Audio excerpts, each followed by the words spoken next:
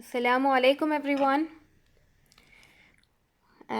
Today I'm going to start with your unit 8, which is congruency of triangles. Okay, so we have studied about properties of a triangle and its properties, right? In chapter, different types of triangles and then different properties of triangles, angles of a triangle, etc. So in today's this unit, okay, today's class, we are going to see about the congruency. Before we start up with the congruency of triangles, let's see what does congruency means. Okay, understand this. So congruency, it means it can be, you can take two figures or two objects. Okay, so you will say that two objects or two figures or anything, two things, they are congruent only if the size, okay, and also shape, if the size and shape of them is same, then you say those two objects or those two shapes are congruent. See, I have a circle and a square. These two, the shape itself, it is different, so I will say that circle and triangle, sorry, square, they are not congruent. Okay, now if I take two circles, okay, of same diameter, okay, for the circles to look at the congruency of the circle, you will measure the diameter, right? If the diameter of both the circles are same, then you will say they are congruent. That means basically shape is same and the size, that is diameter, circle size is same. When do you say? When you measure the diameter, right?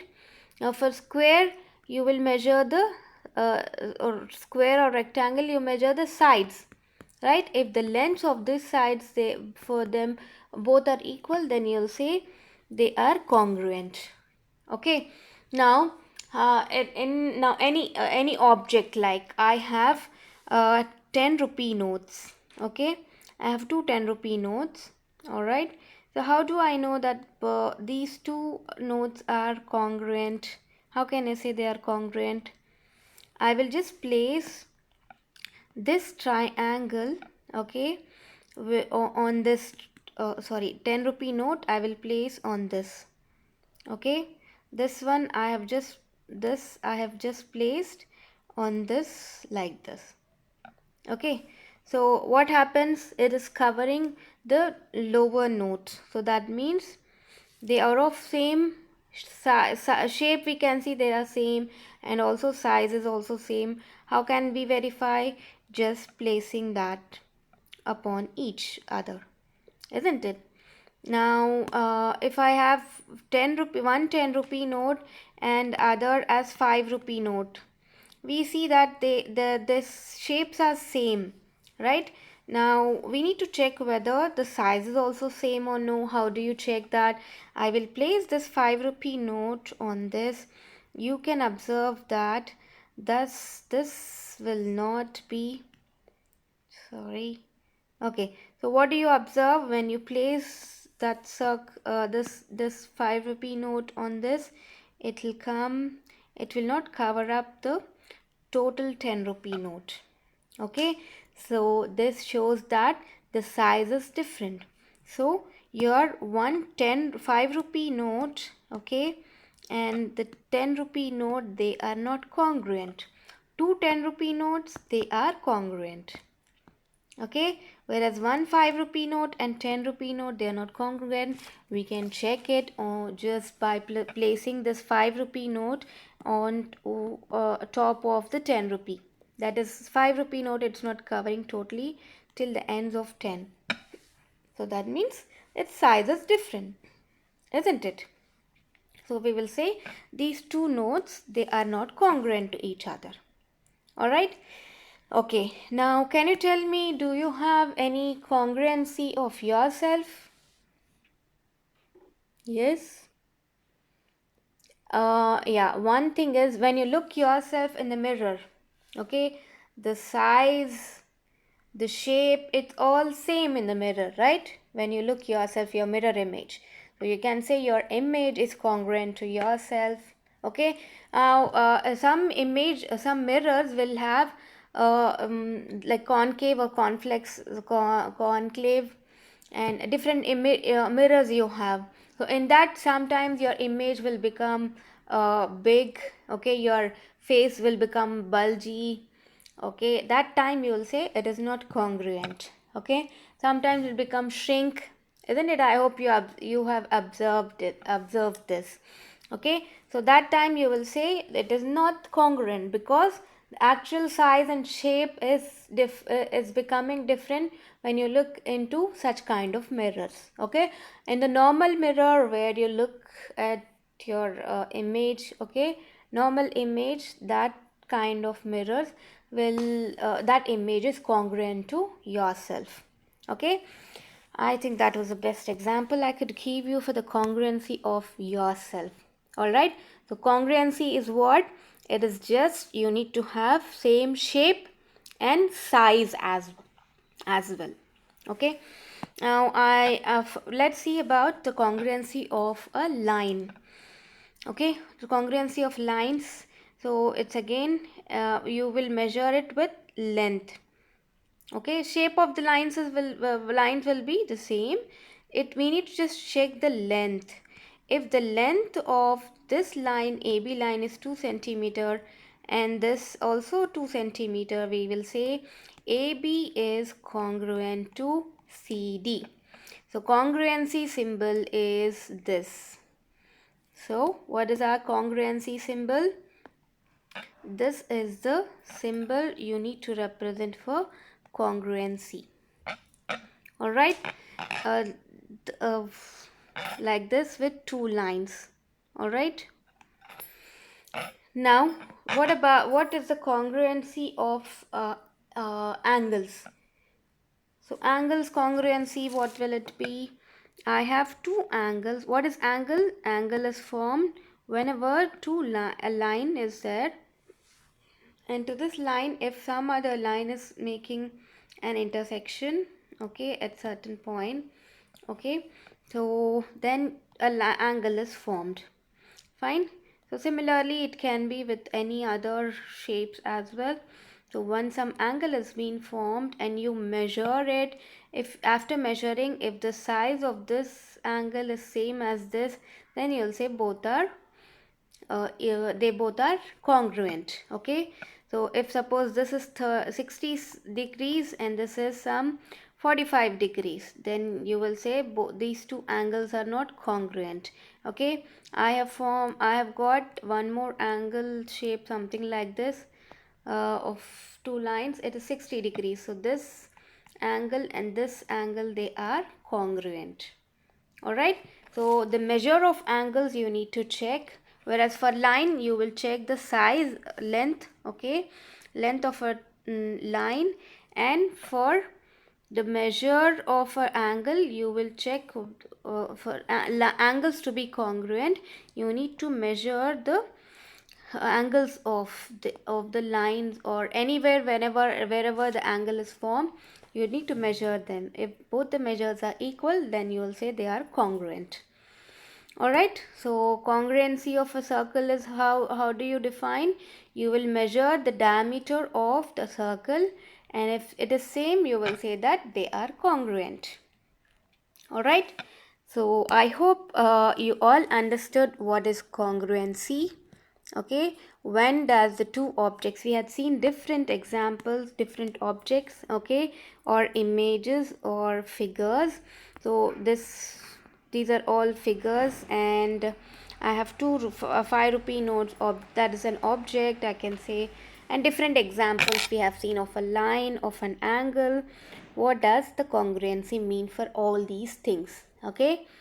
All right. So now it's time for us to look at the congruency of triangles. I think before that, I just wanted to make you all clear about two things. For the lines, okay, usually you'll have confusion in that. So concurrency,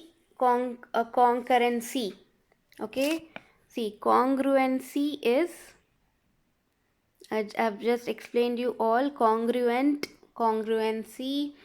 it is all about if you have same shape, okay, and size.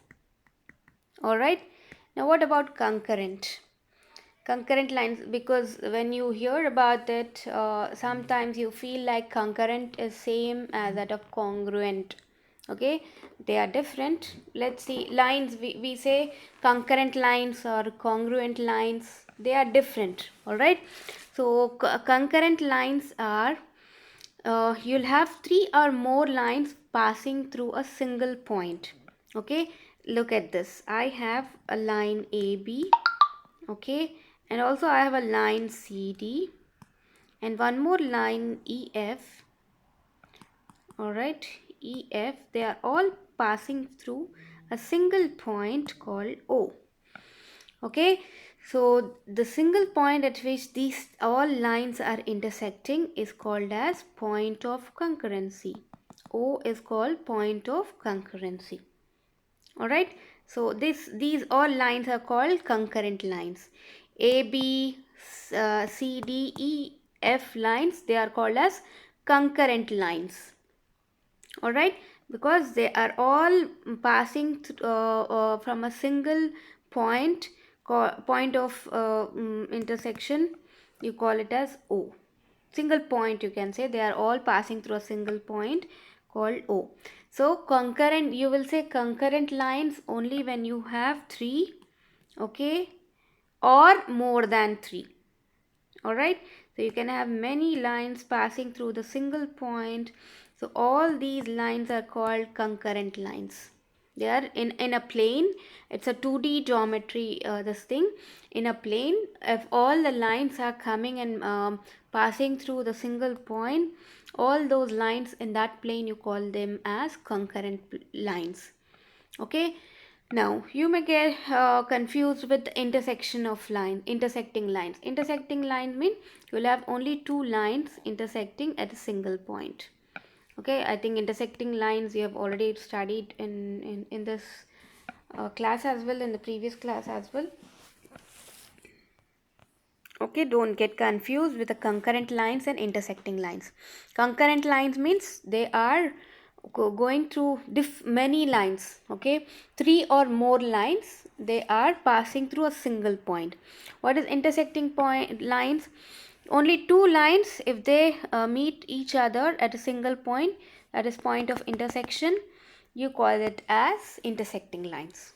All right, so I hope you are clear about it. Concurrent lines are different, congruent lines are different. Okay, so in congruent lines you will measure the length of the line, then you will say that they are congruent. Okay, when the lines which are passing like this, okay, so these lines are called as what? Concurrent lines. Okay, the lines which are passing through a single point, these all lines are called as concurrent lines. All right, intersecting means only two lines are meeting at a single point. All right, I hope this is very pretty clear now, and you'll not get confused whenever you hear about concurrent lines and congruent lines. All right, so I just wanted to make it clear. Okay, now because when you study further about congruency of a triangle and concurrency of a triangle, okay, that is different. Concurrency is, we will see one by one. Okay, what about congruency is different, concurrency is different.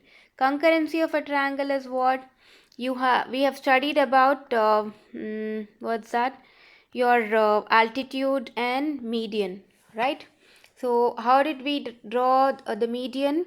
So you have from different vertex. Okay, if I draw a median is what, which is cutting at the opposite side and at the midpoint, right? A line passing from any vertex of a triangle and cutting at the midpoint of the opposite side, then you say this is a median, right?